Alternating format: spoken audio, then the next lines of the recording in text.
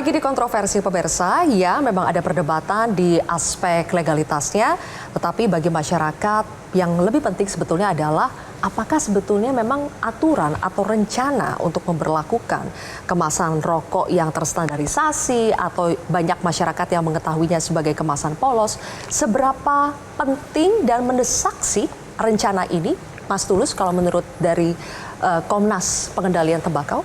Saya harus tarik dari sisi global ya, bahwa aspek regulasi pengendalian tembakau di Indonesia itu memang karakternya termasuk yang paling lemah di dunia.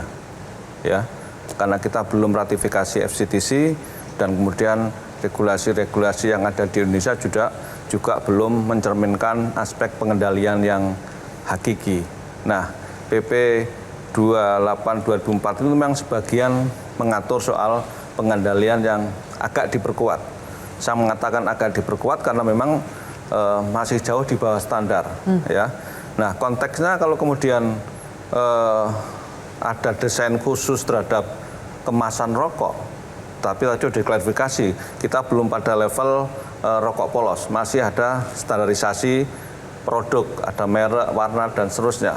Nah, pada konteks empirik itu menjadi sangat penting, karena saat ini kalau kita lihat kemasan rokok itu begitu menggiurkan bagi konsumen, bagi masyarakat, bagi calon perokok, sehingga sumber-sumber informasi yang ada di dalam kemasan rokok, misalnya peringatan kesehatan, itu menjadi kabur.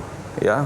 Apalagi kemudian di lapangan, saya pernah survei ketika peringatan kesehatan bergambar dilakukan pertama kali, itu 90% PHW atau peringatan kesehatan bergambar itu tertutup oleh pita cukai. Bahwa rokok itu masih legal ya, tetapi ini kan dalam konteks melakukan sebagian mendenormalisasi. Ya, kenapa? Kita itu sebenarnya rokok itu produk yang legal, tapi sebenarnya tidak normal. Karena adiktif. Kalau terminologinya adiktif, bagaimana dengan ada 11 putusan MK? Kalau kemudian kita bandingkan dengan 7 putusannya, sama-sama ini melihat posisi adiktif. 11-nya itu melihat terkait dengan produk tembakau, 7-nya itu melihat zat adiktif dalam konteks narkotika dan psikotropika. Ada di 11-nya itu sama-sama menempatkan itu yang produk yang legal, 7-nya itu clear, itu melarang keras. Nah, ini kan ada semacam dilema begitu, ada hal yang sifatnya tidak ketemu. 11-nya mengatakan legal, sama-sama zat adiktif ini, tapi dikatakan legal. Tetapi 7 putusan MK-nya itu mengatakan sama zat adiktif, tapi dilarang keras. Artinya, yang ingin saya sampaikan adalah konteks legal ini adalah menempatkan itu secara proper. Kalau kemudian mendenormalisasi, artinya itu bahasa lain dari ilegalkan sebenarnya. Sementara 11 putusannya kembalinya. Karena yang 7 komoditas tadi kan tidak dikonsumsi secara massal oleh masyarakat kan. Kita harus komparasikan adiktif ini misalnya kayak minuman keras sebagai produk kena cukai. Ya, pemerintah atau negara ini diskriminatif terhadap produk yang sama-sama kena cukai. Minuman keras, ya, alkohol, etil alkohol kena cukai, dikendalikan dengan ketat. Ya, tidak ada iklannya, tidak boleh dijual sembarangan. Rokok juga produk kena cukai, tapi kenapa kemudian diberlakukan tidak seperti miras. Baik, oke. Ya, padahal sama-sama kena cukai. Oke, saya harus berikan kesempatan dulu ya, Dokter Nadia ya, biar nanti. Saya pengen nambahin mengenai putusan mahkamah ya, Bung Tanya. Saya bukan ahli hukum ya, tapi jelas di dalam pertimbangan mahkamah itu memang dikatakan bahwa MK menilai ketentuan yang diuji mengatur larangan iklan itu yang memperagakan wujud rokok atau penggunaan rokok, bahwa tidak diterima ya, bahwa rokok itu adalah suatu produk legal yang dikenakan bea cukai dan tidak dilarang untuk dipublikasikan. Sampai titik ini kita setuju, tapi kita lihat belakangnya. Namun tetap harus diatur ketat untuk melindungi masyarakat, dan itu adalah tugas kita, melindungi masyarakat dari dampak-dampak adiktif tadi. Dan juga disebutkan bahwa iklan rokok itu tetap diperbolehkan, disebutkan juga. Makanya kita tidak melarang, Pak Tulus, ya, iklan rokok ya, tapi harus diatur ketat. Diatur ketat.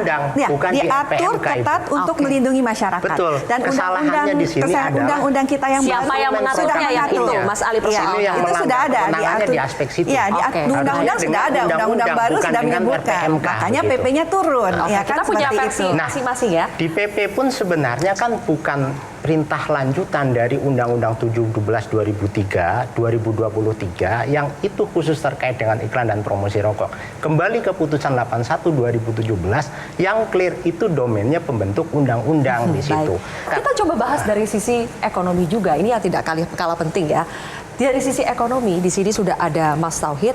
Mas Tauhid, kita ingin coba memperlihatkan artikel dari pernyataan, kami ingin tampilkan, ini dari Indef juga yang mengatakan bahwa kalau hasil kajian Indef, dampak ekonomi yang hilang atas rencana kebijakan penyeragaman kemasan rokok polos tanpa identitas merek itu bisa mencapai 308 triliun rupiah.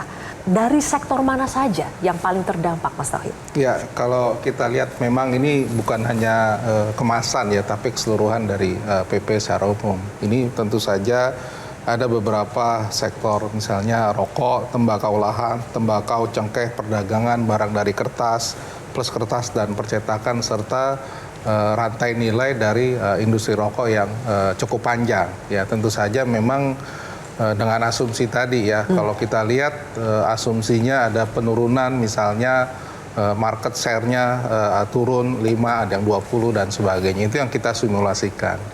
Nah, bahkan kalau kita lihat juga itu kerugian ekonomi secara umum. Penerimaan negara juga berkurang sekitar 50-an triliun begitu ya. Artinya ketika kita memandang aspek pengendalian, kita juga punya undang-undang mengenai cukai yang menempatkan bahwa rokok juga sebagai sumber kehidupan bagi sebagian masyarakat, ya, apakah petani, tembakau, industri, termasuk juga para pelaku bisnis lainnya begitu ya. Karena itu ketika tadi Mas Tulus ya menyampaikan ketika kita memandang bahwa cukai itu penting, maka kita juga berusaha menyimbangkan sisi mana yang kemudian bisa ditolerir dari pengaturan kemasan begitu ya. Yang saya lihat memang kalau misalnya yang dikhawatirkan adalah peringatan kesehatan. Kalau kita lihat implikasi peringatan kesehatan itu bukan pada merokok anak, tapi juga all market, semua konsumen. Itu yang kita lihat. Artinya kalau ada tikus yang harus kita kejar di satu lumbung, bukan lumbungnya yang dibakar, tapi tikusnya yang dikejar. Kan tadi persoalannya adalah tingkat prevalensi merokok anak cukup tinggi. Walaupun sekarang artinya sudah relatif turun begitu. Artinya sebenarnya kalau lihat historical data itu bukan karena peringatan kesehatan, tapi persoalan policy mengenai kenaikan tarif cukai. Karena keterjangkauan untuk kelompok masyarakat anak ketimbang peringatan kesehatan. Jadi dasarnya menjadi kurang relevan begitu ya.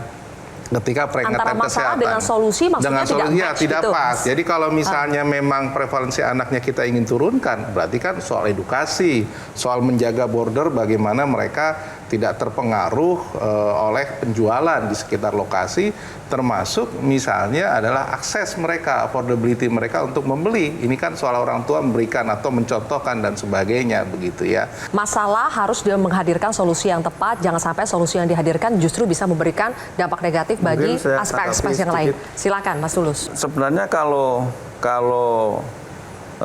soal kerugian atau potensi kehilangan pendapatan itu juga kita juga harus menarik kepada holistik bahwa kerugian sosial, ekonomi, dan kesehatan akibat konsumsi tembakau juga sangat tinggi, Mbak.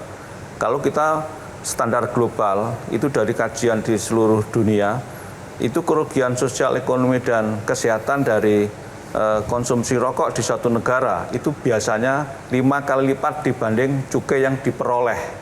Nah, ini Mas Tulus, kita melakukan riset menggunakan ya data Susenas begitu ya. Kita meriset menggunakan metode pengeluaran yang ada Susenas.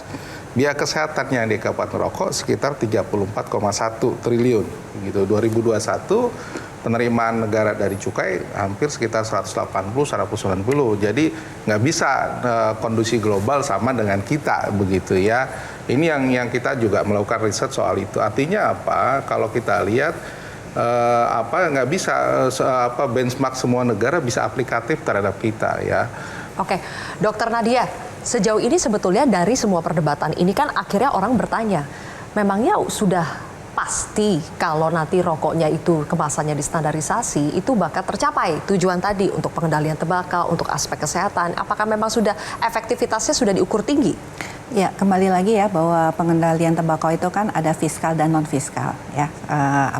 Itu yang pertama yang harus kita pahami ya, dan itu harus simultan ya.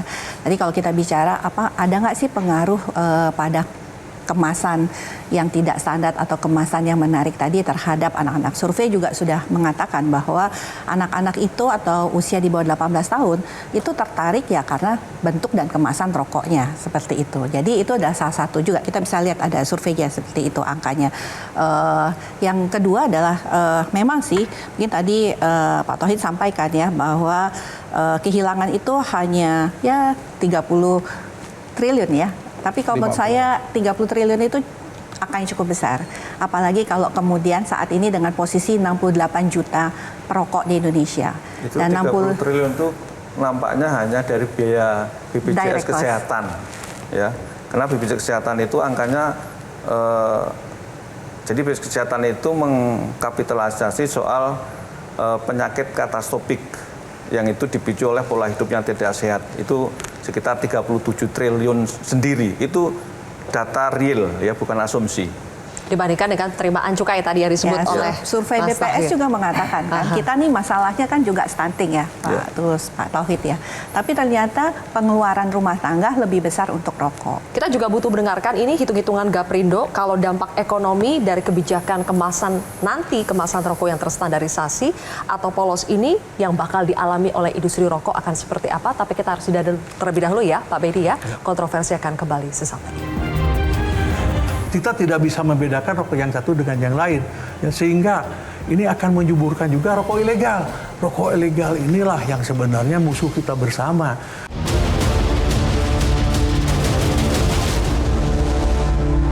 Jelajahi cara baru mendapatkan informasi. Download Metro TV Extend sekarang.